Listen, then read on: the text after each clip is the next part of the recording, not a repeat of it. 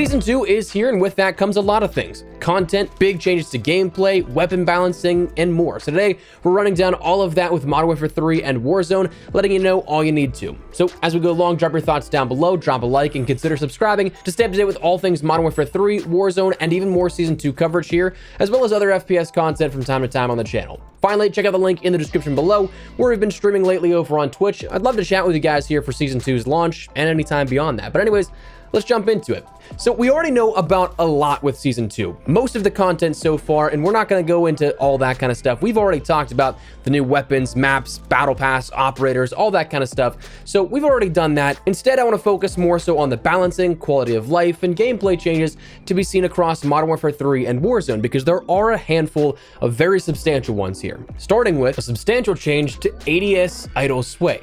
Now this is particularly something that is going to be noticeable on mouse and keys with the mouse aiming input, although you will be able to see this across the board for all inputs, controller and mouse and keys. But ADS idle sway will now initiate shortly after aiming down sight rather than immediately, meaning that there's not going to be that slight variance in from hip fire to ADS where you transition into those aiming properties. It's going to be exactly where you're pointing every single time now, instead of having that slight deviation starting in that animation going into ADS. That idle sway is now consistently going to begin from the position of the player's hipfire crosshair rather than along the sway curve again while it's moving into that animation. And in the same vein, the hipfire crosshair sway previously was influenced by the direction of the weapon, causing the firing to deviate from the center of the screen, but with this update, it's going to eliminate that and add consistency to it. So a welcome change here. I think anything that makes your aiming more accurate and removes any sort of randomness in that is definitely a welcome change in my opinion. Now, beyond that, we also see new features and adjustments to the UI and user interface, adding weekly challenge categories to the widget in the lobby view. Detailed stack comparisons for base weapons are now available in the gunsmith. There's decreased kill feed line duration, dropping from 10 seconds to 5 seconds, and decreasing the kill feed line fade duration from 1 to 0.5 seconds. And the event category in the camos is now going to be the first one that is displayed here at this. So if you guys do like all those exclusive event camos, you don't have to scroll past all 900 camos or whatever to get to those ones you may enjoy now. In terms of gameplay changes, there are two really big ones here at this. Firstly, they decrease the delay before health regeneration begins from 4 seconds to 3 seconds, which on paper, sure, a 25% decrease like that may not seem like a whole ton, but in gunfights, that is a life and death scenario. And on top of that, they also increased the health regeneration rate from 40 HP per second to 75 HP per second, an 88% increase, which is why that is so big, because that is not quite quick fix, but pretty dang close here with this. So you are going to be able to regen much faster in gunfights, and that, again, I think is huge. So if you were, say, by chance, like literal one shot, you had 1 HP, it would take 5 seconds now to get back up to full HP rather than the 7.7 seconds previously. So big difference there with that. Progression-wise, there are a few attachments that were finally able to be unlocked entirely. The X10 FRL3 heavy barrel on the Ram 7, the iron sight on the longbow, the XRK stalker no stock, and the Jack BFB muzzle for everybody. Then before we get into weapon tuning, one thing to note is that Modern Warfare 2 carry forward maps are now available in the quick play rotation. No longer just having to wait for those carry forward playlists to jump into the rotation. You can now play on those really anytime you want. So beyond that, let's talk about some weapon tuning, because on Modern Warfare 3 side of things, there is a lot. Starting out with the rifles, the Holger 5.56 saw an increase to the aim down sight time. Couple of things to note for the interest of time. We're not going to run down every single value here. We're instead just going to be talking about nerfs and buffs, but on screen you can see those denoted values. And also, you're going to want to bear in mind the wording here of this, because in some cases you might immediately think, okay, they increased the ADS speed perhaps, but instead they use the word timing. So that's a nerf instead of a buff, whereas it would have been the speed if they increased that. The MCW saw a nerf to the aim down sight time and sprint to fire time. The Jack Raven kit in particular, though, for it saw a handful of buffs and nerfs. It increased the max damage range along with the near medium, medium damage, headshot, and lower torso damage multipliers, but also decreased the medium damage, minimum damage, and maximum damage range along with the hip fire spread and recoil and gun kick. So a bit of a mixed bag there with that one. The Bass B saw across the board nerfs here with this, though not really a whole ton by comparison to what you may have expected. It increased the sprint to fire time, ADS time, and hip fire spread minimum. The Sidewinder saw an increase to the bullet velocity and a decrease to the recoil and gun kick significantly, making that a buff. The TAC V for Modern Warfare 2 saw an increase to the maximum damage range and near to medium damage ranges, so a buff there. The Striker saw a near medium damage range increase and medium damage range increase, so buff there. The AMR9 Jack Etten double barrel kit, this is really just a bug fix. I don't really consider this a buff or a nerf, but it added the missing hip fire crosshair. The WSP9 saw a decrease to the aim down sight time, but an increase to the maximum damage range and near medium damage range, along with the Brood Mother 45 conversion kit, decreasing that aim down sight time and movement speed penalties. The shotguns of the Lockwood 680, and more particularly the Lockwood Defender Heavy Barrel, saw an increase to the sprint to fire time penalty, and the KV Broadside saw a buff in regards to the sprint to fire and aim down sight speeds.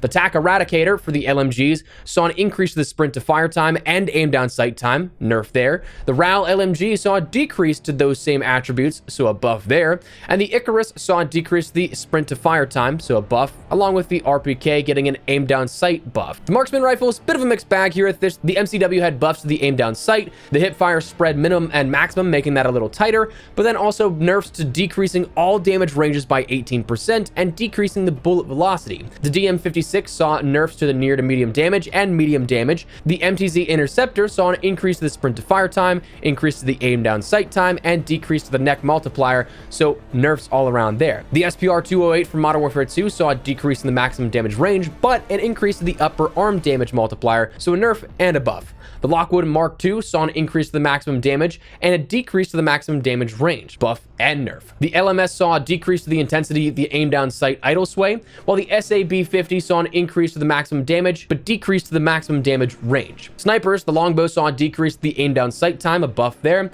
the Signal 50 as well as the SPX-80 saw a decrease to the maximum damage range and increase to the aim down sight time, respectively. Handguns, the Jack Ferocity Carbine ended up getting a massive buff here with a decrease to the movement speed penalties by 50%, and the Basilisk from Modern Warfare 2 saw an increase to the maximum damage, near medium damage range, far medium damage range, and the lower torso damage multiplier. Finally, the melees across the board kind of got gutted here at this, decreasing that melee lunge distance by 30% on the Gutter Knife, Karambit, Combat Knife, Dual Kodachis, Dual Kamas, and the Pickaxe. But that is your Modern Warfare 3 specific weapon tuning, and really for the most part basically rounds out the Modern Warfare 3 portion of this video. Now, I will say in zombies there was a ray gun buff, but that's really kind of about it. Nothing really in terms of zombies was too noteworthy. But anyways, moving over to Warzone. Like we talked about, we do know, of course, of all the big stuff here in regards to Fortune's Keep, all of the stuff in regards to Resurgence Ranked. We talked about that already. I don't want to really reiterate on that just in the interest of time. So for that, we're going to jump on over to some of the quality of life and weapon balancing in particular. For quality of life stuff, we saw audio improvements as stated. We'll see if that actually happens within game whenever we jump in and we can actually test this out for ourselves, or if it works in game as it's supposed to. But the Ascenders will now have an audible distance and volume increase. The Parachute has an audible distance and volume increase, while as well removing the environmental sounds that could be misconstrued as parachutes. Additionally, they reduce the enemy parachute occlusion while firing a weapon. Then finally, the enemy redeploy drone. Players will now hear that intended VO when enemies are landing in the vicinity after using a redeploy drone, not just when they like drop in from the sky as like the Gulag or something like that. Gameplay, there's that new Rogue Signal public event as we've talked about before. Don't need to go too much in depth on that. There's a new squad wipe streak that will add a skull and sickles icon next to the remaining teams, players, and your kills, representing the number of squads you achieve back to back within a 90-second window. This is a personal stat that can be tracked, and it's something that you'll be able to actually see in game when enemies do this, because it's going to shoot up a white flare, so that'll be visible for a few seconds, but it should hopefully encourage more aggressive gameplay, it seems like, but we'll see how this all plays out. As with multiplayer, the health regeneration delay is now something that's sped up, where you begin to heal after 6 seconds down from 7, and the health regeneration per second is increased to 50 up from 40. So again, while it isn't as much as 75 in MP, it is still something that 50, an additional 10 HP per second on regen, is absolutely huge. So you'll be able to rechow things a little faster here as opposed to before this update. Ground loot was updated with the new season. The new danger zone, tac map notification, and precision airstrike banner radiuses have been adjusted. That being something that of course lets you know where that is going to actually be coming in, which is definitely nice. The UAV HUD notification that ring around your tac map whenever you get pinged is now going to be live.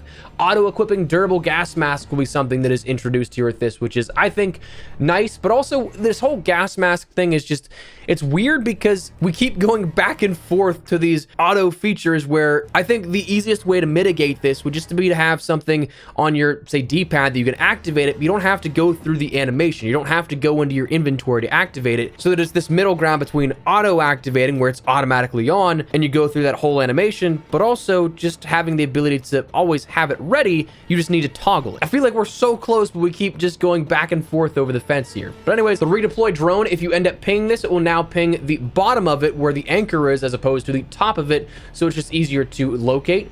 Death location highlighting. If you die and come back, your icon will stay there for an extra 10 seconds if the player landed near that death icon, so allowing you to find exactly where you died a little bit easier, which is definitely nice. Loadout markers and smoke grenades are now easier to spot as ground loot, which is definitely nice. Auto-equipping stowed kill streaks is going to be something introduced with this update and should be live, where players will now auto-equip the next available kill streak instead of one that is just matching. So if you had 2 precision airstrikes, it would auto-equip the second precision airstrike, or second UAV if you activated one and had one in your backpack. But if you had a precision airstrike and a UAV and you used one or the other, it wouldn't automatically put that into your usable slot on the D-pad. So that will now be something that is introduced with this update. Definitely nice. The live ping fade, if you have somebody that's live pinged and you're shooting at them, the opacity of that marker will now go down so you don't have that obstructing your view at all. And finally, you can now stow equipped perk packs as well. In Urzikstan, we're going to see buy station locations shuffled around. Gulag loadouts are going to be updated. Item drop rates of the portable radar and suppression mine are now decreased by 30%. And the Champion's Quest progress is now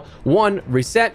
The defuse time on the bomb itself is 10 seconds down from 15, making it a little easier for people to maybe stop your nuke run. The chopper health was increased by 10%, and I don't know if that's something that is just the regular helo or the heavy chopper. Hopefully not, because the heavy chopper is some cheese. And the order of the elements in which they are introduced has been changed to beryllium, tritium, and plutonium. For Resurgence, the Gulag token has been removed from the loot tables, and on Vondel in particular, the dynamic fog system will now only be present in 8% of games. Previously, it was 24%, so just about 1 in every 4 games. And the loot density of that in Vondel is going to be smaller in dense POIs, trying to balance that out a little bit further. Now, beyond that, that ADS idle sway and that hipfire crosshair sway that was present and changed in Modern Warfare 3, that's going to be something that comes over to Warzone as well. Just bear that in mind. But now, let's talk about weapon tuning, because there's a decent bit here at this. And again, this is probably going to close out the video, but in regards to weapon tuning overall, there are a few different categorical changes. Assault rifles saw increases to the movement speed while aiming down sights. Battle rifles and marksman rifles saw increased movement speeds while aiming down sights and while crouched. LMGs and sniper rifles then also saw increases to movement speed while aiming down sight, while crouched, and then while strafing on top of that. But beyond that, individual weapons, coming down to it, the Ram 7 saw a nerf where the mid damage and minimum damage was reduced. The MCW saw increases to the aim down sight and sprint to fire times, again, not speed, so nerfs there. The Holger 556 saw an increase to that aim down sight time. The TR-76 Geist, that saw a headshot damage modifier reduction, so a nerf there, but then 2 buffs of the upper torso damage and hand and arm damage modifiers increased. The Bass B saw across the board a max damage reduction, increase to the sprint to fire and aim down sight times, and an increase to the hip fire spread minimum, making that a little wider at base. Now, the MTZ-762, I'm going to mark this one as like yellow because it wasn't really anything that was a buff or a nerf, but instead just corrected values that were not correct before, meaning the weapon will now do the same damage in semi-auto as it does in full auto. The Sidewinder saw an increase to that bullet velocity and decreased the recoil and gun kick significantly, buffs there.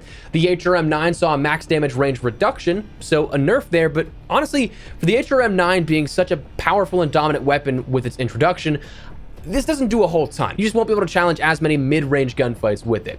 The WSP-9 saw a max damage range increase, near to mid-damage range increase, and a decrease to that aim-down sight time, along with the Broodmother seeing a decrease to the aim-down sight and movement speed penalties. So buffs all around there. The shotguns pretty much got nerfs all across the board, the KV Broadside being the only one that is a deviation here at this. The Lockwood 680 saw a mid-damage reduction and an increase to the sprint to fire penalty on the heavy long barrel. The Haymaker saw a max damage reduction, but also near near to mid damage range reduction as well. The Riveter saw a near to mid damage range reduction, and for the incendiary rounds, a max damage range decrease and near to mid damage range decrease. The Bryson 890 saw a mid damage range reduction, and the KV Broadside saw a decrease to the sprint to fire time and ADS time. So again, a buff there. The Lockwood 300 on the Dragon's Breath saw a reduction to the max damage range and near to mid damage range, and the Dragon's Breath on the MX Guardian saw the same things. The LMGs for the Pullum Yacht 762, again, two things that really just kind of were new on this. Same thing we'll see with Attack Evolvery, so you can't really label them as a nerf or a buff, I think, but you saw the introductions of a new variable for the near to mid damage set and the near to mid damage range. The min damage was reduced overall though, so a slight nerf to that. The Attack Evolvery saw a mixed bag of nerfs, buffs, and new items added. Buffs, we saw the max damage increase and the min damage increase. Nerfs, we saw that max damage range decreased, but then we saw new values of near to mid damage and near to mid damage ranges. The Tac Eradicator saw nerfs to the sprint to fire time, and then the Icarus, Ral, and RPK saw buffs to the sprint to fire time and aim down sight times respectively. The Marksman Rifles, we saw the KVD Enforcer get a decrease to the headshot multiplier. The MTZ Interceptor saw nerfs to the sprint to fire, aim down sight times, and neck multipliers. The MCW saw buffs mostly, and then a nerf where it decreased the aim down sight, hip fire spread, minimum and maximum, but also decreased the bullet velocity. The LMS saw a reduction in the intensity of the aim down sight idle sway, a buff there. The crossbow saw a neck damage multiplier increase and limb damage multiplier increase. And the sniper rifles of the XRK Stalker, that can now one-shot. Definitely nice. I like the introduction of more one-shot snipers. I think it makes for more fun in sniping. I think it introduces a lot more potential for clips and stuff that make it more engaging and fun feeling for the user. Though if you do get sniped off like, I don't know, a 30 bomb or something, maybe that is going to be something that annoys you. And a max damage range increase was applied as well. The longbow saw a reduction in the minimum damage, but a decrease in the aim down sight time, so a mixed bag there. The Signal 50 and the SPX 80 saw some nerfs as well. The handguns of the Renetti saw a nice little buff here with the reduction in the movement speed penalties by a whole 50%. The WSP Stinger and 50GS along with Basilisk also saw buffs accordingly. Now the melee weapons, again, just like Modern Warfare 3, saw a massive gutting here with the lunge distances dropped by 30%. And finally, the Jack BFB muzzle saw nerfs overall, where it decreased the gun kick control, vertical recoil control, increased the aim down sight time and sprint to fire time, increased the aim walking speed penalties, and added 18% bullet velocity penalties to any weapon that is using this as well. So not nearly as powerful as it was before, so we'll see how that adjusts things. But anyways, beyond that, we saw some adjustments where the Flex perk revised audio levels while equipped, and the Irradiated perk will now reduce gas damage by 20%, up from 10%, allowing players to also replace armor plates while in the gas. And Quick Fix will now correctly begin regenerating health, along with a few other adjustments to perks. And honestly, I think the only other things that are worth mentioning come down to the Frag Grenade getting a buff, which is kind of crazy because they were already pretty powerful, but buffs with the increases in close, mid, and far damages, and the gas mask saw a reduction in health both in the standard and the durable versions as well. So that is the hefty number of changes within Season 2, so thank you for bearing with me here if you stayed through all this, but